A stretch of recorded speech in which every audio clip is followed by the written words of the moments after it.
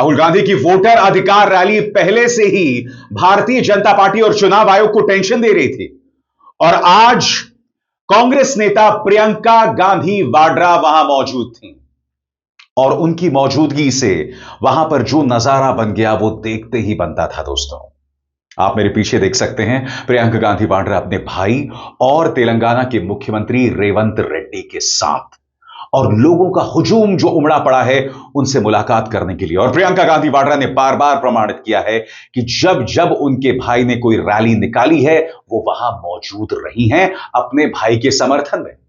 दिलचस्प बात यह है दोस्तों कि भारतीय जनता पार्टी ने अक्सर यह बात कही है कि भाई और बहन में मतभेद हैं। याद कीजिएगा अनुराग ठाकुर ने किस तरह से झूठ बोला था कि भारत जोड़ो यात्रा से प्रियंका गांधी वाड्रा को बाहर रखा गया है, मगर प्रियंका ने बार बार अपने भाई को अपना समर्थन जतलाया है, जैसा कि इन तस्वीरों में आप देख सकते हैं।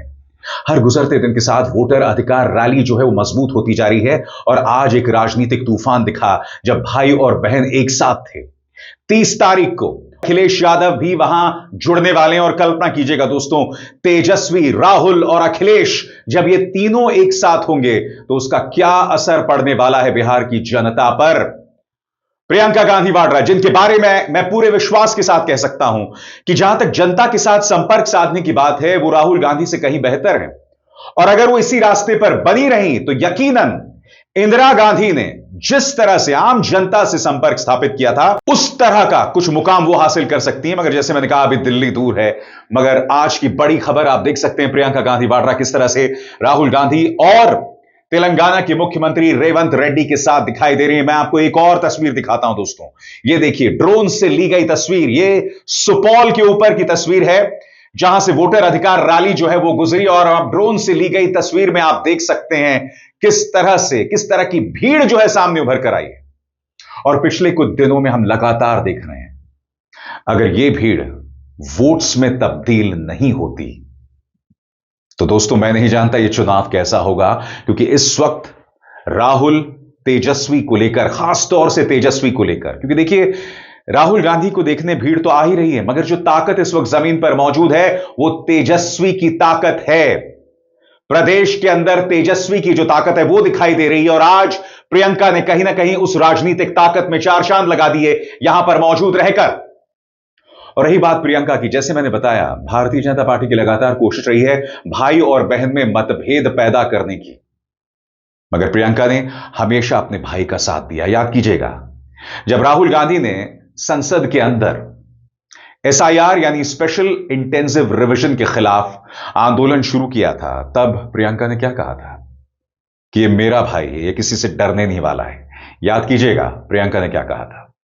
राहुल जी पर बहुत हमले हो रहे हैं, कह रहे हैं कि वो हंगामा कर रहे हैं। राहुल जी किसी हमले से नहीं डरते,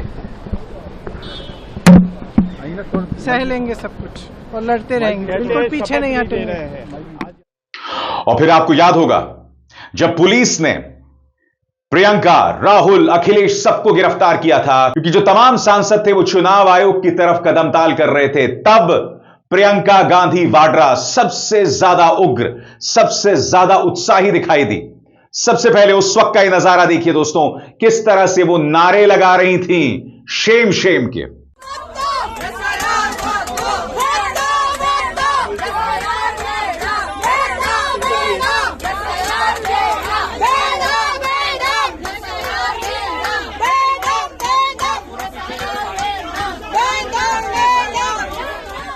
और फिर उन्होंने कहा था कि ये लोग कायर हैं, और कायर जो हैं वो किसी भी कीमत पर सच्चाई के साथ नहीं चल सकते।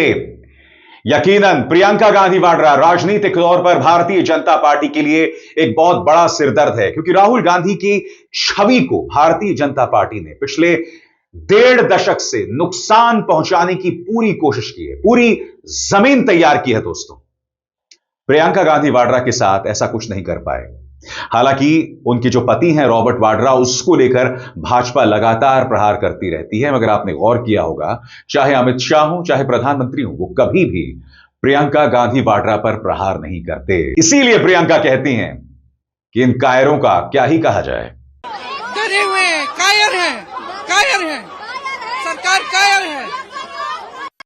दोस्तों, राजनीतिक तौर पर प्रियंका न सिर्फ संसद के बाहर बिहार की राजनीतिक जमीन पर, बल्कि संसद के अंदर, लोकसभा के अंदर भी अपनी मौजूदगी दर्ज कर रही हैं। याद कीजिएगा, जब लोकसभा का चुनाव हुआ था तब जितने भी राजनीतिक भाषण दिए गए थे, सबसे ज्यादा भावात्मक उनका भाषण था। आपको याद होगा जब प्रधानमंत्री ने एक आपत्तिजनक बयान स्वर्गीय राजीव गांधी के बारे में दिया था कि राजीव गांधी ने इंदिरा गांधी की संपत्ति हासिल करने के लिए जो संपत्ति कानून है उसे ही बदल दिया था, जो सरासर गलत था, झूठ था।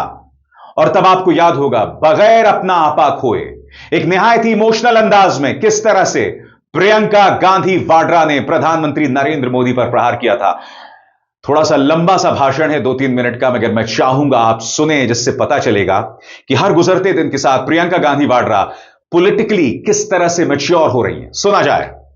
19 साल की उम्र में जब मैं अपने शहीद पिताजी के टुकड़े घर लाई तो मैं नाराज थी इस देश से। मैं नाराज थी, मेरे दिल में यह भावना थी। मैंने अपने पिता को भेजा, तुम्हारा काम था सुरक्षित रखना। मैंने अपने पिता को हिफाजत से तुम्हारे पास भेजा और तुमने ये टुकड़े लौटा दिए मुझे, और वो टुकड़े इस झंडे में लपेटे हुए थे, देश के झंडे में। मैं नाराज थी। मैं समझती हूं शहादत की का क्या मतलब है। जैसे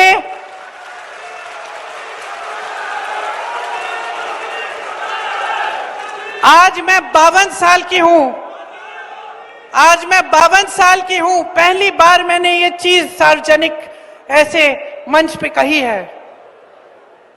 लेकिन वो जो नाराजगी थी मेरी, आस्ते आस्ते मैं समझी कि उस तरह की जो नाराजगी होती है वो सिर्फ उससे होती है जिससे प्रेम करते हैं हम। मेरे देश के लिए मेरे दिल में कितना प्रेम है, मैं कैसे समझाऊं। जब मोदी जी मंच पे खड़े होकर मेरे पिता को देशद्रोही बोलते हैं, जब मोदी जी कहते हैं कि मेरे पिताजी ने कोई कानून बदल दिया अपनी मां से विरासत लेने के लिए, तो मेरे दिल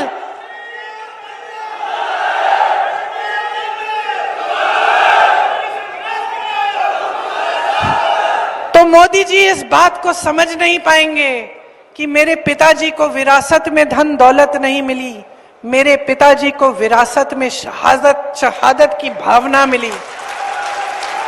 आप समझ सकते हैं, आप समझ सकते हैं। इस देश के किसान हो, इस देश की मिट्टी आपने सींची है अपने पसीने से, अपने इतने बेटे भेजे हैं सरहद पे। जब आपके बेटे शहीद होते हैं इस देश के लिए, तो मैं जानती हूं कि आपके दिल में क्या भावना है, क्योंकि वही भावना मेरे दिल में है। और आगे बढ़ने से पहले एक जरूरी संदेश।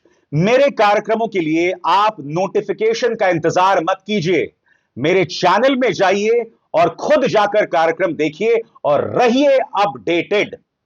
और हां, ज्वाइन कीजिए मेरा चैनल, देखिए यह जरूरी संदेश।